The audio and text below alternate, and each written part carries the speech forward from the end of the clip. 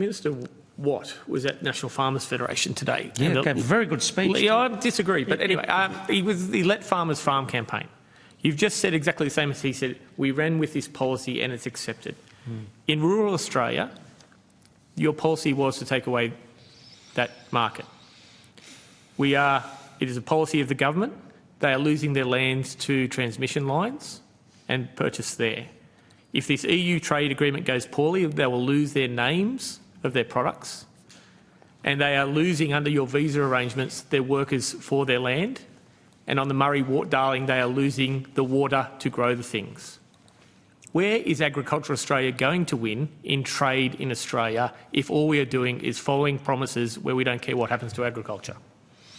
Well, Senator Cadell, I completely reject that characterisation of either Minister Watt's policies or that of the government. Can I tell you that when I came to this job 18 months ago, we had $20 billion worth of trade bans on our products into China.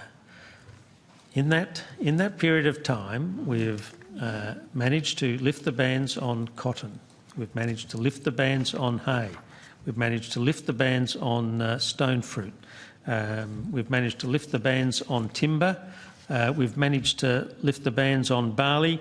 And, of course, last week we've set in a process of removing the bans on Australian wine. Starting at that $20 billion, we've now got only, it's a big figure I know, $1 billion worth of bans. So we've managed to clear $19 billion worth of bans. Who have been the biggest beneficiaries of that? What's the price of protein now? What's the price of a head of sheep now compared to 2 years ago? Yeah, okay. There's a range of reasons for that, and I'm happy to go. I'm not a sheep farmer.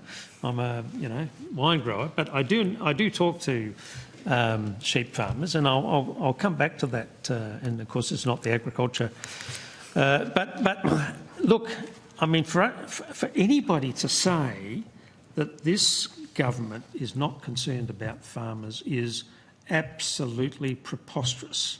What we've been doing week in, week out is getting results for our farmers, real practical financial results. A couple of weeks ago, I was in Kawana at the CBH grain, what do you call it, port. Terminal? Terminal, that's it. I witnessed the first shipment of barley back into China. The week before, the barley price had been $300 a tonne. On that shipment, 40,000 tonne of high-quality Australian barley, $370 a tonne. So almost a 25% premium because we managed to get that product back into China. I don't seek any thanks.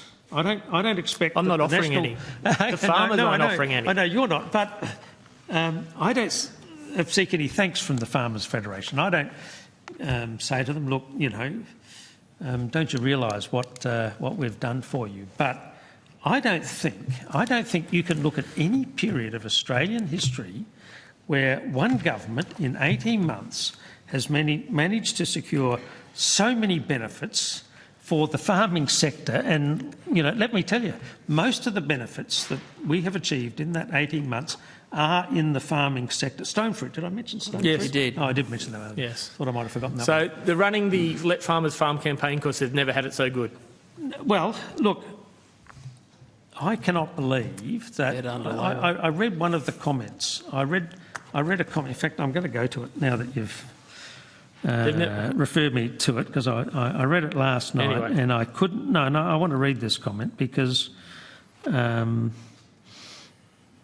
I could not believe, given the factual situation, this is what the Farmers Federation said. It was not a central priority for the current federal government, and argued that Labor is wilfully ignorant of the plight of farmers. 18 months, $19 billion worth of trade impediments, which, I mean, I don't want to go into the neglect that your government showed towards the interests of farmers. I will if you press me. There has not been, I put this proposition to you and I defy you to come up with a different solution or different answer. I don't think there's been any time in the history of Australia where one government in such a short period of time has secured so many benefits for the farming community in this country. I would be very surprised if many governments haven't done that. But anyway,